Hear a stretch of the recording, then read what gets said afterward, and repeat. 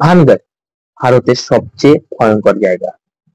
ভারতের রাজস্থানে মরুভূমির মাঝে দাঁড়িয়ে আছে এক ধ্বংসপ্রাপ্ত শহর, নাম তার ভানগড় দুর্গ, যেখানে সূর্য অস্ত যেতেই নামিয়ে দেওয়া হয় নিষেধাজ্ঞার পর্দা, সরকারিভাবেই ঘোষণা করা। সন্ধ্যার পর এখানে প্রবেশ বিপজ্জনক, কারণ সন্ধ্যায় কেউ প্রবেশ করলে সে আর ফিরে আসে না।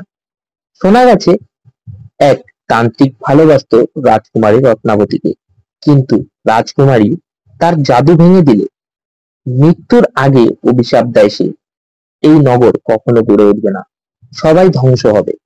আর সেই দিন থেকেই ভানগড় পরিণত হয় এক নীরব ভুতুড়ে জায়গায়।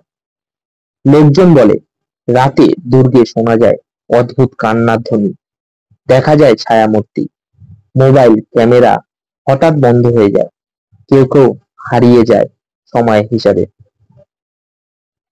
অনেকে সাহস করে রাতে ঢুকেছে ভানগড়ে, কিন্তু সকালে সূর্য দেখেনি তারা।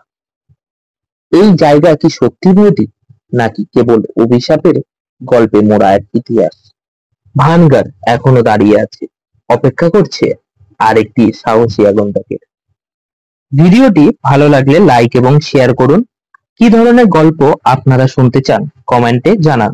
আর আমি দেখছি ভিডিও তো অনেকেই দেখছেন, কিন্তু সাবস্ক্রাইব না করে চলে যাচ্ছে। সাবস্ক্রাইব করুন আর আমার পাশে থাকুন।